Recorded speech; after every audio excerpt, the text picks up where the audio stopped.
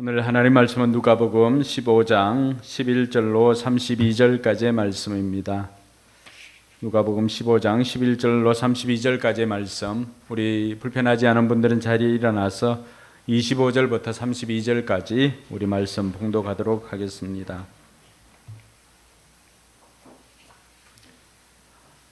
25절 같이 읽습니다. 그런데 큰 아들이 밭에 있다가 돌아오는데 집에 가까이 이르렀을 때에 음악 소리와 춤추면서 노는 소리를 듣고 종 하나를 불러서 무슨 일인지를 물어보았다. 종이 그에게 말하였다. 아우님이 집에 돌아왔습니다. 건강한 몸으로 돌아온 것을 반겨서 주인 어른께서 살찐 송아지를 잡으셨습니다. 큰 아들은 화가 나서 집으로 들어가려고 하지 않았다. 아버지가 나와서 그를 달랬다. 그러나 그는 아버지에게 대답하였다. 나는 이렇게 여러 해를 두고 아버지를 섬기고 있고 아버지의 명령을 한 번도 어긴 일이 없는데 나에게는 친구들과 함께 즐기라고 염소 새끼 한 마리도 주신 일이 없습니다. 그런데 장녀들과 어울려서 아버지의 재산을 다 삼켜버린 이 아들이 오니까 그를 위해서는 살찐 송아지를 잡으셨습니다. 아버지가 그에게 말하였다. 얘야, 너는 늘 나와 함께 있으니 내가 가진 모든 것은 다 내 것이다. 그런데 너의 이 아우는 죽었다가 살아났고 내가 잃었다가 되찾았으니 즐기며 기뻐하는 것이 마땅하다. 아멘. 네, 5사람에게 여러분 마음껏 복을 빌어주시기 바랍니다. 하늘 복 많이 받으세요. 하늘 복 많이 받으세요. 하늘 복 많이 받으세요. 하늘 복 많이 받으세요. 네, 하늘 복 많이 받으세요.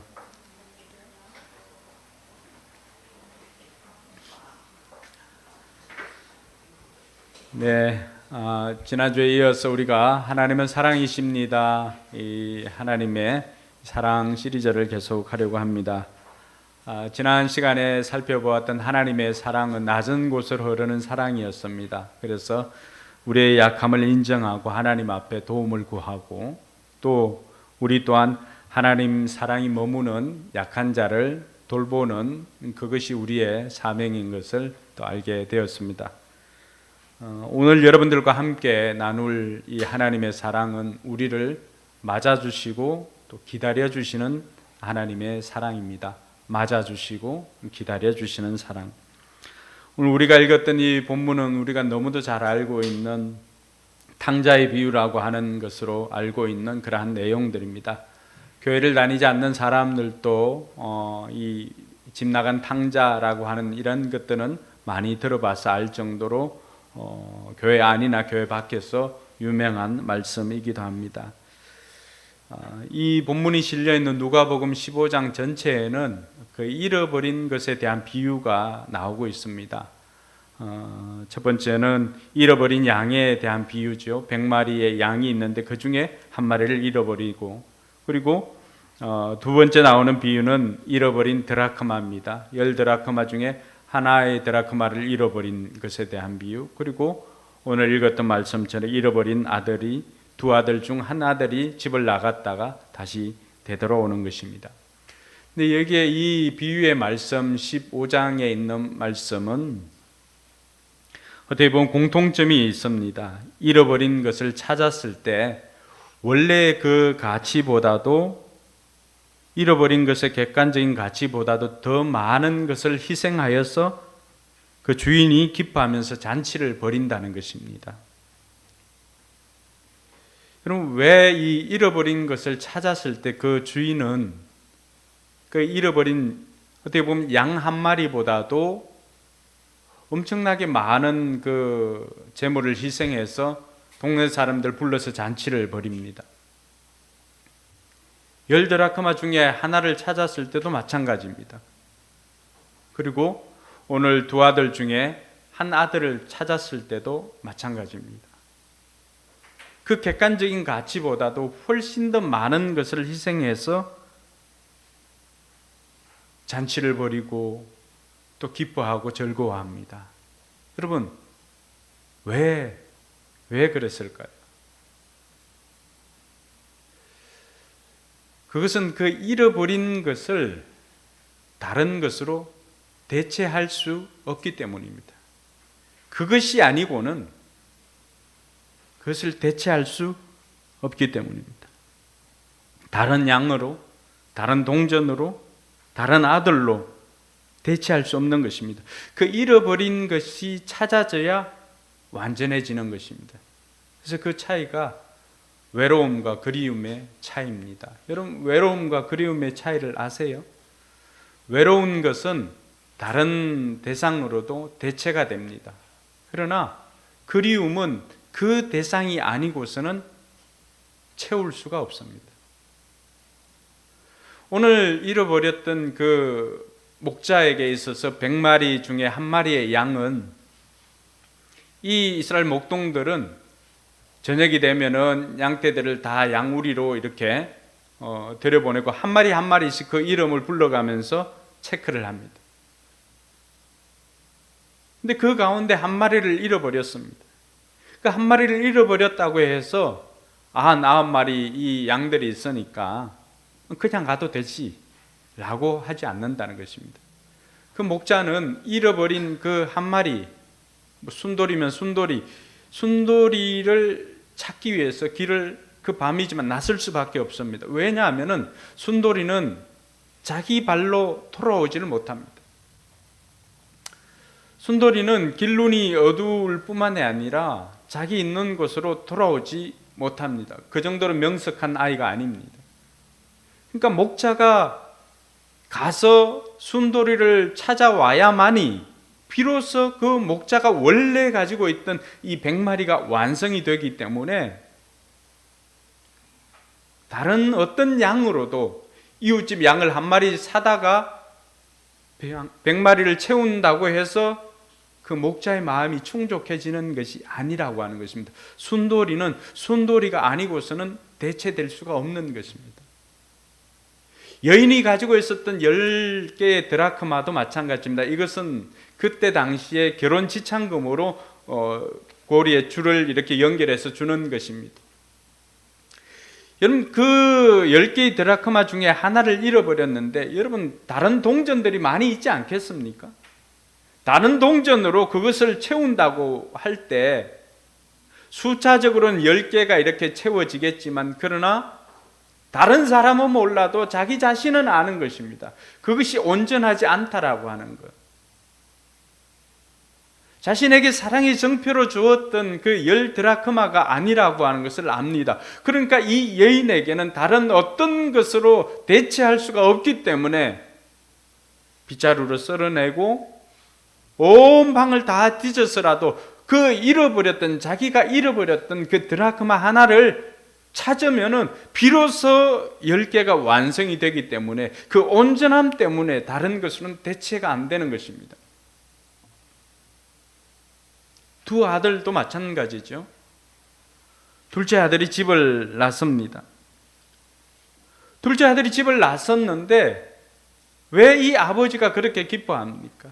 큰아들이, 집에는 큰아들이 있습니다. 근데 큰아들이 있다고 해서 그 큰아들이 둘째 아들의 몫까지 다 하는 것은 아닙니다. 그 아버지의 비어있는 그 마음은 다른 어떤 자녀들로도 채울 수가 없는 그 허전함이 있습니다.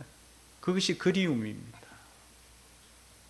그 대상이 아니고서는 도무지 채워지지 않는 것입니다. 여러분, 우리 모두가 하나님 앞에는 그러한 존재들이었습니다. 하나님께서 저와 여러분들을 맞아주시고 기다려주시는 그 이유가 무엇인가 하면은,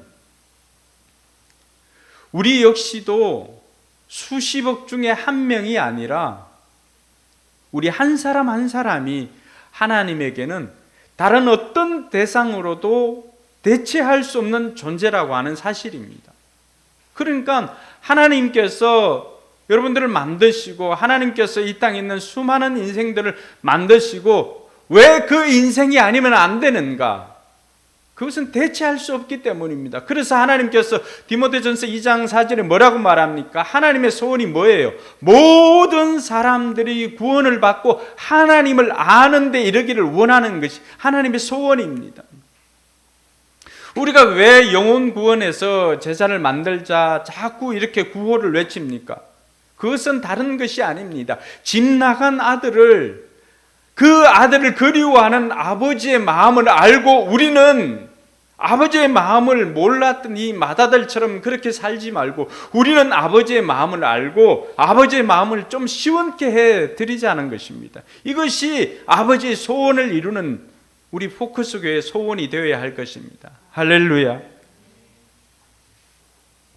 그런 관점으로 보면은 오늘 이 말씀 가운데 왜 이 아버지가 그렇게 잃어버린 아들을 찾기 위해서 늘 아들이 떠나고 난 다음부터 동구 밖으로 나가 있는지 우리는 충분히 그것을 이해할 수가 있습니다. 여러분 모두는 하나님 앞에 바로 그런 존재들입니다. 오늘 이 이야기는 여러분들도 알지만은 1차적으로는 15장 1절에서 2절에 보니까 그 가난한 사람들, 세리와 죄인들이 예수님의 말씀을 들으려고 나왔습니다. 그런데 바리새인들과 율법학자들이 보니까 속상한 거예요. 바리새파 사람들과 율법학자들이 투덜거리며 왜 예수님은 죄인들을 저렇게 받아주시느냐, 왜 죄인들을 받아주시고 저들과 함께 밥을 먹고 저들과 함께 놀고 저들과 함께 하느냐 라고 하는 물음을 던집니다. 그러니까 예수님께서는 그들이 다 들을 수 있도록 그들에게 비유로서 이 말씀을 해주신 것입니다. 그러니까 이 말씀을 우리가 비유로 받아들일 때 둘째 아들은 세리와 죄인들에 해당하는 것이고 첫째 아들은 그곳에 있는 율법학자들이나 또 바리새인들을 해당하는 것이라고 볼 수가 있습니다. 하나님 편에서는 우리가 전체적으로 알 수가 있겠지만 나중에 보면은 집을 떠나갔다가 돌아온 이 죄인이나 집에 있는 이 죄인이나 하나님 앞에서는 다 똑같이 대체할 수 없는 하나님의 자녀들이라고 하는 사실입니다. 근데 오늘 이들은 그 하나님의 마음을 다 모릅니다. 부모가 언제 가장 기쁠까요? 자녀들이 부모의 마음을 알아줄 때입니다. 근데 이 두 아들은 아직까지는 아버지의 마음을 모르는 것 같습니다. 여러분, 이 부자 아버지에게 두 아들이 있었습니다.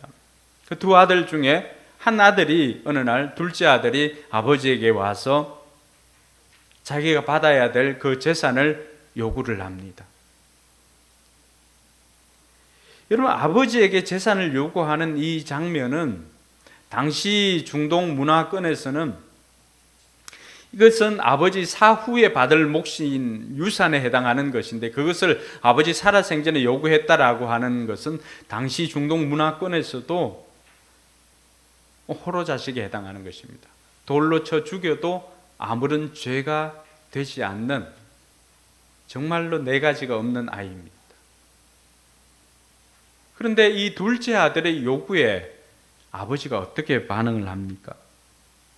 아버지는 12절에 보니까 저는 그렇게 이 본문을 많이 읽었는데 처음 알았어요. 난 둘째 아들한테만 재산 준 줄 알았거든요. 여러분 어떠세요? 12절 한번 보세요. 그러니까 우리가 성경을 참 자세하게 읽어야 됩니다. 12절에 보니까 뭐라고 되어 있습니까? 작은 아들이 아버지에게 말하기를 아버지 재산 가운데서 내게 돌아올 몫은 내게 주십시오 하였다. 그래서 아버지는 살림을 두 아들에게 나누어 주었다. 여러분 알고 있었어요? 저도 처음 봤어요. 근데 이때 당시 재산들은 대부분 부동산입니다. 그렇게 하다 보니까 재산을 둘로 나누어줘서 이렇게 주었는데 둘째 아들은 그것을 현금화 시켜가지고 팔기도 쉽지 않았겠죠. 현금화 시켜가지고 그 재산을 가지고 먼 지방으로, 여기 먼 지방으로 나와 있고 우리가 읽었던 개역 개정에는 먼 나라로 떠나갑니다. 둘째 아들 마음속에는 애초에 아버지 집에 살 생각이 없었습니다. 아버지의 집을 떠나고 싶은 그 마음이 간절했습니다. 아버지에게 재산을 요구할 때부터 아들은 집으로 돌아올 생각이 없었던 것이죠. 그렇게 해서 먼 나라로 가게 됩니다. 여러분, 여기에 소개되어져 있는 먼 나라는 어떻게 보면 여기 앉아 있는 모든 사람들이 꿈꾸던 나라였을 수도 있습니다. 우리가 바라볼 때 그곳은 세상이지만은 어떻게 보면은 세상은 한 번쯤은 세상으로 가서 마음껏 살아보고 싶은 생각들을 다 가지고 있지 않습니까? 마치 우리 눈에는 파라다이스처럼 보이는 곳입니다. 집에 있을 때는 고마움을 모르는 진짜 좋은 것이고 무조건적인 사랑이 있는 곳이지만 집을 떠난 이 둘째 아들 탕자는 부모의 고마움보다는 세상이 더 좋아 보입니다. 신비하고 매력적으로 보이고요. 재미있어 보이고 자극적으로 보입니다. 거기에만 가면은 뭔가 이루어질 것 같은 그 막연한 환상이 있는 곳이 바로 이 먼 나라입니다. 세상입니다. 여러분, 에덴의 유혹도 여기에서부터 시작하는 것입니다. 에덴의 유혹이 어떻게 시작됐습니까? 너 왜 여기서 이러고 살아? 너 저거 먹으면 하나님처럼 되는데 왜 여기서 이러고 사니? 사람들 모두에게는 이 유혹이 있습니다. 그래서 현실이 감옥처럼 여겨지기도 합니다. 내가 이 직장 때려치고 다른 데 가면 더 잘할 수 있을 건데, 내가 이 아버지 집만 벗어나면은 정말 잘할 수 있을 건데, 일탈하고 싶은 유혹들이 누구에게나 다 있습니다.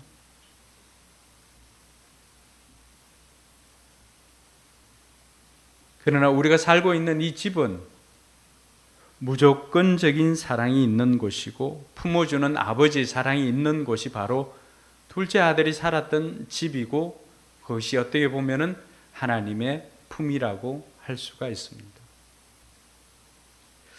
어느 순간인가 세상은 우리에게 자꾸만 뭘 증명하라고 요구를 합니다.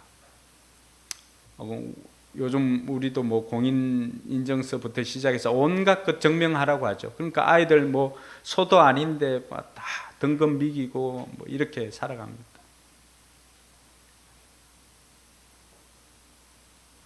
세상은 우리를 언제든지 조건적으로 증명하기를 요구합니다. 너 언제까지 그러고 살래? 네 자신을 한번 증명해봐. 그럼 부모님들도 놀랄 거야. 그러니까 이런 소리에 우리가 귀가 솔깃합니다. 우리 아이들은 어릴 적부터 조건적인 사랑에 익숙합니다. 수학 80점 맞으면 뭐 치킨 사줄게부터 시작해가지고 뭐 몇 점 맞으면은 뭐 해줄게, 뭐 하면은 뭐 해줄게. 그렇게 하다 보니까 이 부모가 자녀들을 조건적으로 자꾸만 이 조건적인 사랑으로 키우다 보니까 하나님 사랑도 조건적으로 생각할 때가 많습니다. 여러분, 그렇게 조건적으로 자란 아이들 마음속에는 뭐가 있을까요? 그 아이들 마음속에는 자꾸만 인정받으려고 하는 욕구가 생깁니다. 그 인정 욕구로 인해서 자신을 못 살게 봅니다. 내가 좀 더 공부를 잘하면 인정해 주나? 내가 좀 더 예뻐지면 인정을 해 주나? 내가 좀 더 높은 곳으로 가면 나를 인정해 줄까?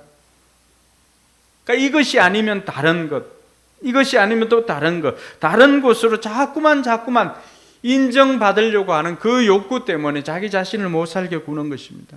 좀 더 공부 잘하고, 좀 더 예쁘고, 좀 더 몸매가 좋고, 좀 더 돈이 많고, 내가 조건을 갖추면 더 사랑할 것이다 라고 하는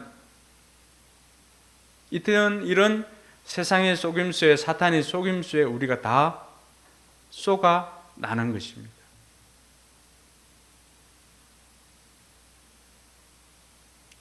더군다나 내가 그 조건을 채우지 못하면은 나를 싫어할 것이라고 하는 생각에, 두려움에 사로잡히게 되는 것입니다.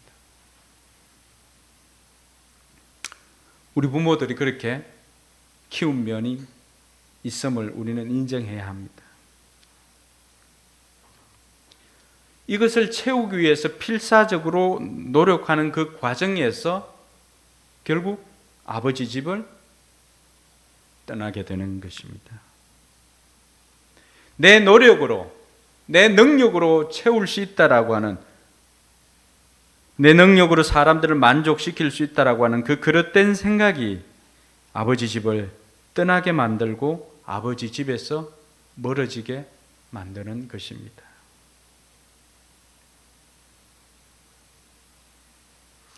그렇게 아버지 집을 떠난 인생들을 우리가 한번 살펴볼 필요가 있습니다. 그렇게 아버지 집을 떠난 인생들, 윤서야, 누나 아버지 집으로 돌아오라고. 지금부터는 중요합니다. 자, 아버지 집을 떠난 인생들에게 잠시의 쾌락은 있습니다.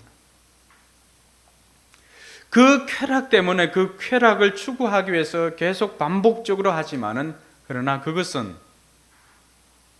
어항에서 탈출한 금붕어가 잠시 탈출할 때 창공을 날아보았던 그 짧은 순간의 그 쾌락 때문에 마치 그 쾌락이 영원할 것으로 생각합니다. 그것이 아버지 집을 떠난 인생들이 잠시 맛보는 쾌락입니다. 그렇게 하고 난 다음에 바닥에 떨어졌을 때 그 금붕어는 물속으로 돌아오지 않는 이상은 그곳에서 파닥거리다가 비참한 생을 마감하는 것입니다. 오늘 둘째 아들이 세상 가운데서 먼 나라에 가서 겪었던 이야기가 바로 그 이야기입니다. 아버지 집을 떠난 인생의 비참함을 예수님께서는 비유로서 설명을 해주고 있는 것입니다.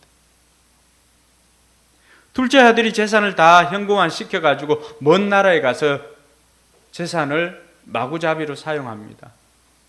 그곳에서 만난 인생들은 다 조건으로 만나는 조건 만남이에요.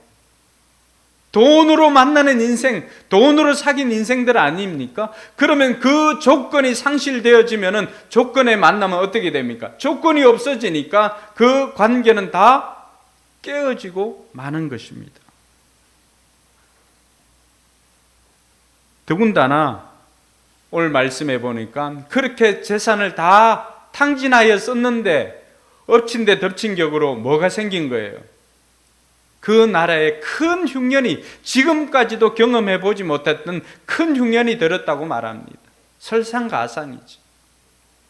눈 온 위에 서리가 내린 것. 이게 설상가상이지.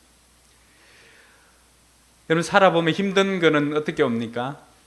힘든 거는 파도가 밀려오듯이 하나 오면은 곧 닥쳐서 오고 닥쳐서 오고, 정신을 차리지 없을 정도로 힘든 것들이 몰려올 때가 있습니다.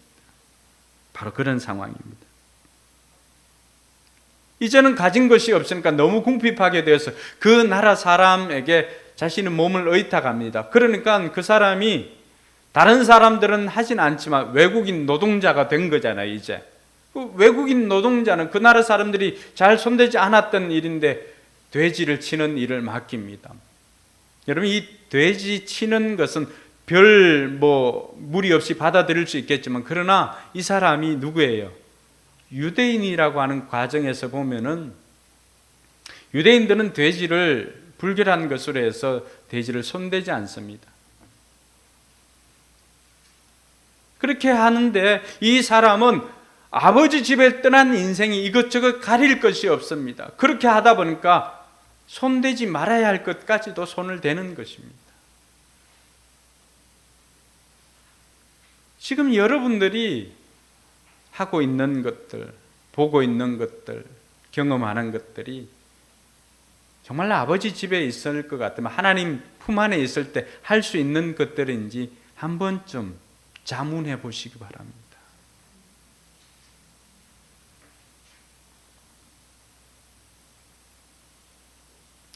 돼지를 키우면서 돼지가 먹는 것으로, 그 쥐염 열매로 자기의 줄임배를 채우려고 시도를 해보지만 그것도 여의치 않습니다. 돼지가 왜 돼지겠어요? 이 사람에게 돌아갈 것이 있겠습니까?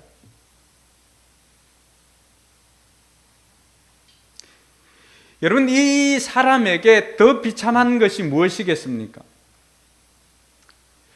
돈 떨어진 것보다도 더 비참한 것은 이 사람 곁에 도울 사람이 없다는 것입니다. 사람이 끊어졌다라고 하는 것입니다.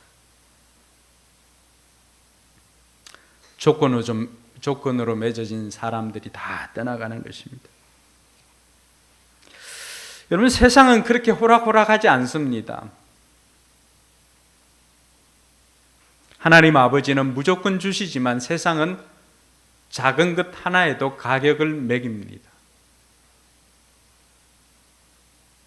하나님은 우리를 자녀로 보지만 사단은 우리를 노예로 봅니다. 그래서 이용 가치가 있을 때만 이용하고 이용 가치가 없을 때는 언제든지 우리를 버려버리는 것이 사단입니다. 그러나 하나님은 저와 여러분들을 자녀 삼으시고 우리를 자녀로서 귀하게 대해 주심을 기억해야 합니다. 아버지를 떠난 탕자에게는 반드시 자기 힘으로 해결할 수 없는 지점에 부딪히게 됩니다. 지금 여러분들이 부딪히고 있는 그 벽과 마찬가지입니다. 내 힘으로 아무리 해보려고 해도 해결할 수 없는 지점에 도착을 하게 된 것이죠. 물론 그 바닥에서 비참함을 경험한 이후이기도 합니다. 그 순간에 이 아들이 생각한 것은 돌아갈 아버지 집이 있다는 것을 생각해낸 것입니다. 할렐루야. 여러분, 잘 나갈 때는 생각이 안 듭니다. 내 힘으로 할 수 있다고 생각하고 내 능력으로 살 수 있다고 생각하기 때문입니다. 근데 아버지 집을 떠나서 아버지를 떠난 인생의 그 비참함을 경험하니까 비로소 오늘 말씀해 보니까 그 영혼이 정신을 차렸다고 표현을 합니다.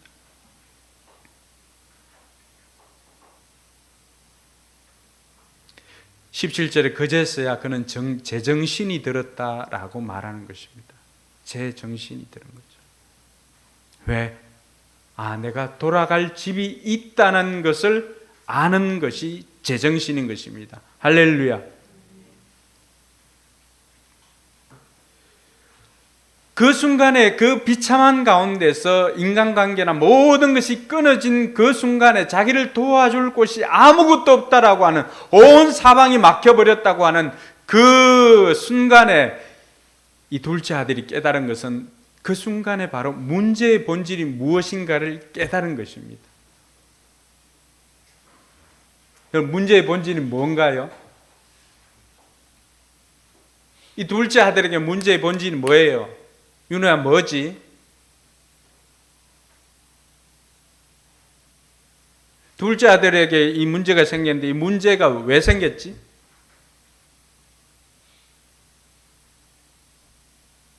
네 셋째 아들이라고? 태연아, 문제가 뭐지? 문제의 본질이 뭐지? 핵심이? 둘째 아들에게 왜 이런 문제가 생겼지? 네 둘째 아들이잖아.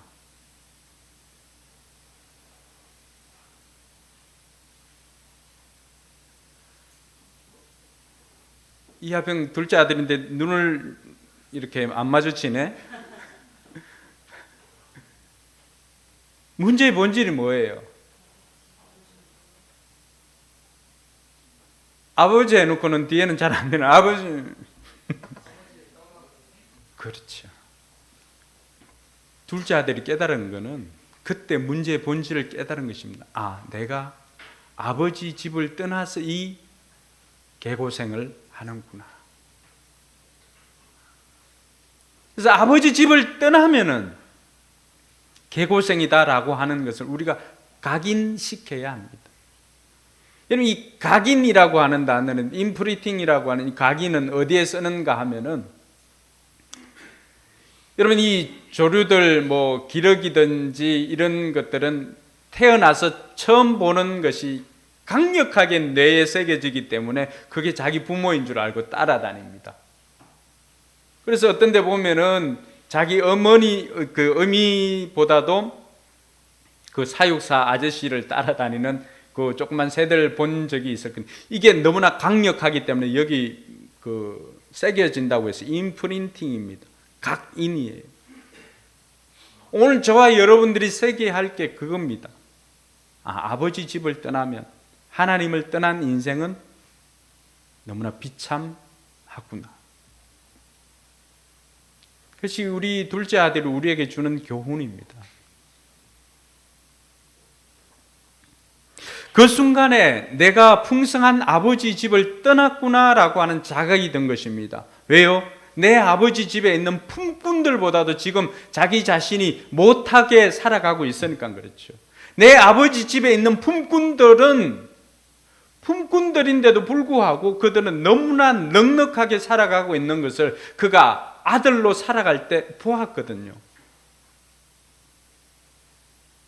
근데 지금은 자기가 아버지 집에 떠나 있으니까 그것을 깨달은 것입니다.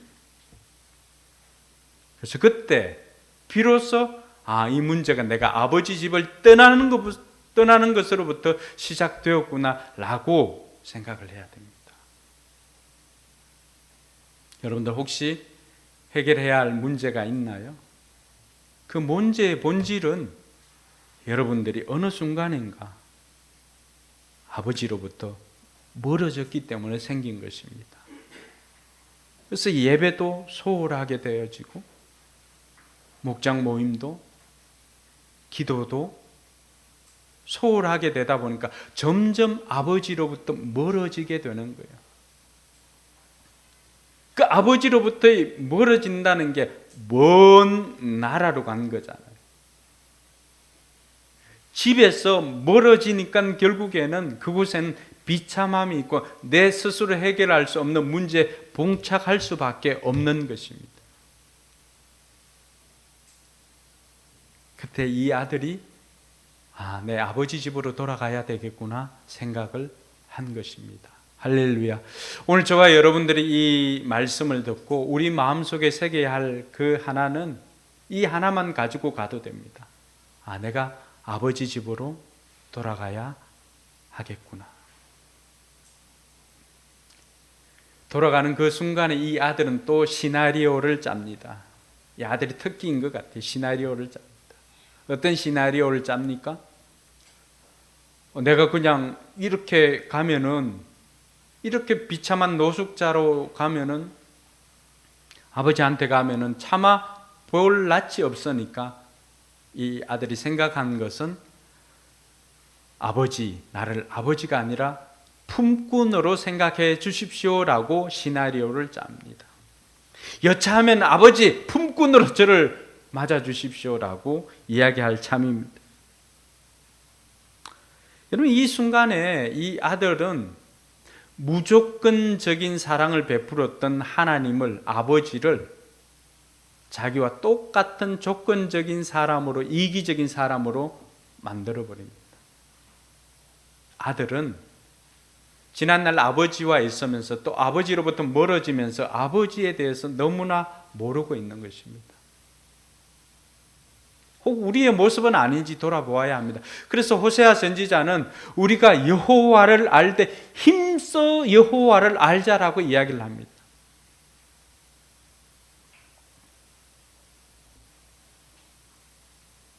그러니까 이 아들은 19절에 보면 뭐라고 말합니까? 내가 일어나 아버지에게 돌아가서 이렇게 말씀드려야 되겠다. 아버지, 내가 하늘과 아버지 앞에 죄를 지었습니다. 나는 더 이상 아버지의 아들이라고 불릴 자격이 없으니 나를 품꾼의 하나로 삼아 주십시오. 여러분, 언제 여러분들이 자녀된 것이 자격 때문에 여러분 그 집의 자녀가 되었습니까? 우리가 하나님의 자녀가 된 것이 우리의 무슨 자격으로 되었습니까? 그렇지 않습니다. 우리가 하나님의 자녀가 된 것은 자격이 아니라 은혜로 되었던 것입니다. 할렐루야. 그런데 이 아들은 지금 그 은혜를 자격으로 바꿉니다. 아들을 품꾼으로 바꾸어버립니다. 아버지를 너무나 인색하게 만들어버립니다. 자격이 있어야 받아줄 것이라고 하는 그 착각 속에 살아가고 있습니다. 오늘 우리의 삶도 다르지 않습니다. 우리도 하나님 앞에 나아갈 때 무슨 자격이 있어야, 우리가 지난 시간에 뭘 했죠? 낮은 곳으로 흐르는 사랑을 깨닫게 되면 유익이 무슨 유익이 있다 그랬어요? 두 번째로는 기도에 자신감이 생긴다 그랬잖아요. 기도 응답의 비결도 무슨 자격 때문에 내가 친하면은 좀 잘 빌려주고 잘 들어주겠지, 이게 아니라고 하는 거잖아요.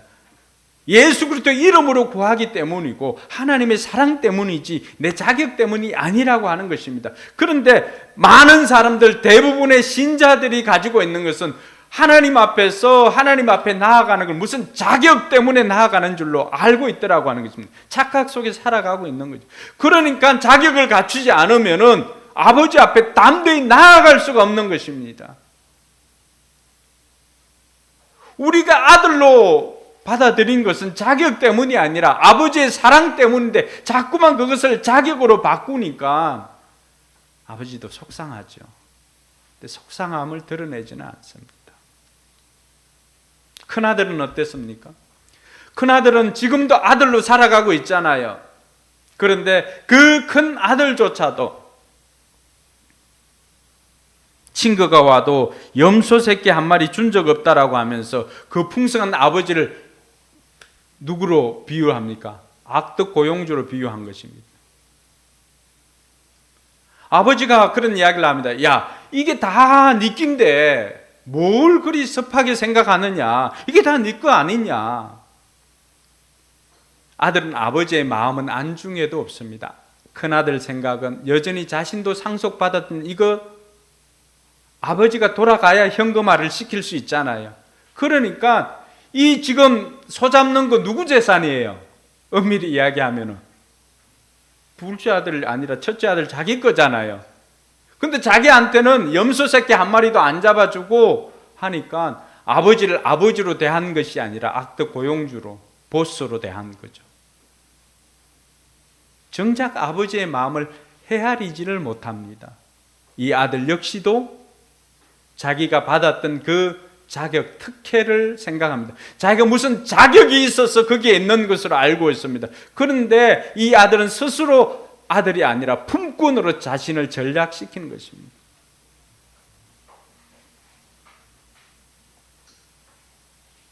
그런데 하나님은 우리의 아버지가 되고 싶어 하십니다. 악덕 고용주가 아니라, 인색한 주인이 아니라 무조건적으로 주시는 풍성한 아버지입니다. 자격이 아닌 은혜로 받고 품꾼이 아닌 아들로 받아주시고, 그래서 오늘 우리가 맞이할 수 있는 이 하나님의 사랑은 맞아주시고 기다려주시는 사랑입니다.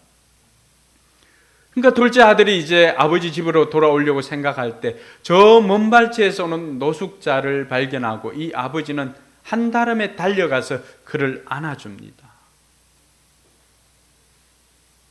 여러분, 예전 종종 반석이가 대전에서 이렇게 오면은 뭐 용산역이든지 서울역이든지 이렇게 늦은 시간에 데리러 갈 때가 있습니다.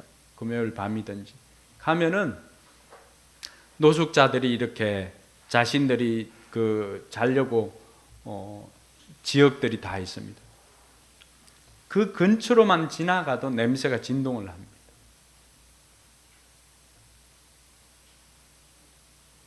그런 노숙자, 그 노숙자와 같은 돼지와 뒹굴던 그 아이를 자기 아들이지만 이렇게 쫓아가서 안아준다라고 하는 게 쉽지는 않았을 것입니다. 근데 그런 정말 노숙자 같은 인생이지만은 아버지가 달려와서 안아준 것은 무엇 때문입니까?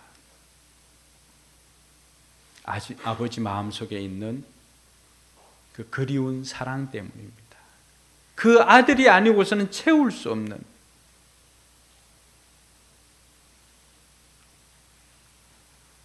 달려가서 그 아들을 안아줍니다. 아버지는 지금까지 이 아들을 기다려왔던 것입니다. 그럼 두 가지, 앞에 나왔던 두 가지 비유하고 다른 점이 있다면 뭐예요? 두 가지 비유는 뭐예요? 주인이 찾아 나서지요. 잃어버린 양은 자기 발로 돌아오지를 못합니다. 잃어버린 동전도 마찬가지입니다. 그러나 잃어버린 아들은 자기 발로 돌아올 것이라고 하는 것이 아버지의 믿음이었습니다. 그러니까 아버지는 찾아 나서기보다는 기다리십니다. 언제고 기다리십니다. 반드시 돌아올 것이라고 기다리십니다. 오늘 문제 가운데 살아가고 있는 여러분들, 여러분의 힘으로 해결할 수 없는 그 문제를 가지고 마치 집 나간 둘째 아들처럼 비참함으로 살아가고 있다면 기다리시는 아버지를 생각하며 돌아올 수 있기를 주님의 이름으로 축원합니다.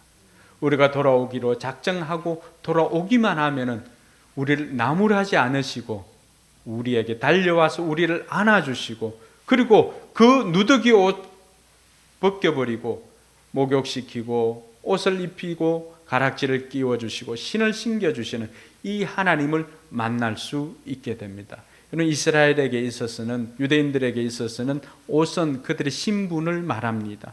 새 옷을 입혀주었다라고 하는 것은 아버지가 이 아들을 받아들일 때 종으로 받아준 것이 아니라 뭘로 받아준 거예요? 다시금 아들로 회복시켜 주었다라고 하는 사실입니다. 우리가 언제든지 이 세상에서 비참함을 경험을 하고 이 세상에서 정말로 아버지 뜻대로 살지 못하고 정말로 아버지 원하는 대로 살지 못하고 있다 할지라도, 그러나 그 비참한 인생 가운데서 내가 아버지 집, 돌아가야 할 아버지 집이 있다라고 하는 것을 생각하고 돌아오는 그 순간에 우리 아버지는 그 비참함을 다 벗겨버리고 우리를 상속받을 아들로 회복시켜 주신다는 사실을 기억하고 아버지께로 돌아오는 저와 여러분들이 되기를 주님의 이름으로 축원합니다. 하나님은 이처럼 기다려주시고 맞아주시는 하나님이십니다. 오늘 우리가 반드시 머리에 새겨야 할 하나는, 내 아버지 집은 풍성하고 그 아버지는 조건으로 나를 맞아주시는 것이 아니라 무조건적으로 받아주시고 무조건적으로 회복시켜 주시는 그 하나님이심을 기억을 하고 하나님께로 돌이키는 저와 여러분들이 되길 주님의 이름으로 축원합니다. 여기까지 하면은 해피엔딩이잖아요. 그런데 거기에 누가 있어요? 율법학자들과 바리새인들이 있으니까 이제 마다들의 이야기를 가지고 정작 하고 싶은 이야기는 뭐예요? 너희들이 마다들이다. 아버지 곁에 있지만은 정작 아버지가 뭘 생각하고 있는지, 아버지 소원을 생각하지 않고 너 스스로 품꾼으로 살아가는 이 아버지의 아들로서 누리지 못하고 품꾼으로 살아가고 여전히 아버지를 조건적인 사람으로 생각하는 너희들도 내게는 집 나간 아들과 똑같은 존재다라고 하는 것을 말해줍니다. 사랑하는 성도 여러분, 저와 여러분들이 오늘 이 집 나간 아들 이야기나 집에 있는 아들, 집에 있지만은 탕자와 같은, 그 어떤 사람은 뭐 집에 있는 탕자, 집 나간 탕자, 돌탕, 집탕, 돌아온 탕자, 집에 있는 탕자 이렇게 표현하기도 합니다. 우리가 분명하게 기억해야 할 것은 저와 여러분들은 그 어떤 사람으로도 대체할 수 없는 존재라고 하는 것입니다. 여러분 부모님들에게도 여러분은 그런 존재입니다. 부모님이 여러분들을 그리워하고 여러분들이 부모님을 그리워하는 것은 외로움과는 차원이 다른 것입니다. 외로움은 다른 대상으로도 채울 수가 있지만 그리움은 그 사람이 아니고서는 채울 수가 없습니다. 하나님께서 왜 우리를 기다리시고 하나님께서 왜 자녀를 기다리시는가? 우리는 하나님에게 그런 존재입니다. 내 한 사람 한 사람을 위해서 자기 독생자를 아끼지 않고 내어주신 그 사랑으로 우리를 자녀 삼아주신 분입니다. 그분이 우리를 다 만들었기 때문에 우리 한 사람 돌아오지 않으면 수십억 중에 하나로 보는 것이 아니라 여전히 그리운 그 어떤 것으로 대체할 수 없는 1분의 1, 온전히 그 한 사람을 기다리고 계십니다. 이 땅 가운데는 수많은 집 나간 자녀들이 있습니다. 우리들의 VIP들은 어찌 보면은 하나님 앞에서는, 하나님 입장에서 보면 어떤 사람들이에요? 그 어떤 것으로 대체할 수 없는 하나님의 귀한 자녀들입니다. 그러니까 우리가 그들을 찾아서 아버지께로 돌려주는 것이 우리의 사역이어야 되는 것입니다. 우리가 생각할 때는 저렇게 망난인데, 저렇게 막무가내인데 어떻게 저런 사람도 하나님께서 기다릴까? 세상에 피해만 주는 그런 사람인데, 그 비참한 가운데 있어도 아버지에게는 대체할 수 없는 사람이기 때문에 하나님은 오늘도 그 사람이 돌아오기를 기다리고 있는 것입니다. 사랑하는 성도 여러분, 저와 여러분들이 맞아주시고 기다려주시는 이 하나님의 사랑을 깨닫고 하나님이 그리워하는 집 나간 그 자녀들을 이번 한 주간도 우리 주변에 있는 VIP들을 섬기면서 그 사람이 바로 하나님의 집 나간 자식인 것을 기억을 하고 그 사람에게 여러분들이 돌아와서 아버지가 맞아주신 것처럼 그렇게 집으로 돌아갈 집이 있다는 것과 기다리는 아버지가 있다라고 하는 것을 가르쳐주고 그 사람들이 하나님의 자녀로 살아갈 수 있도록 힘쓰고 애쓰는 저와 여러분들이 되기를 주님의 이름으로 축원합니다. 기도하겠습니다.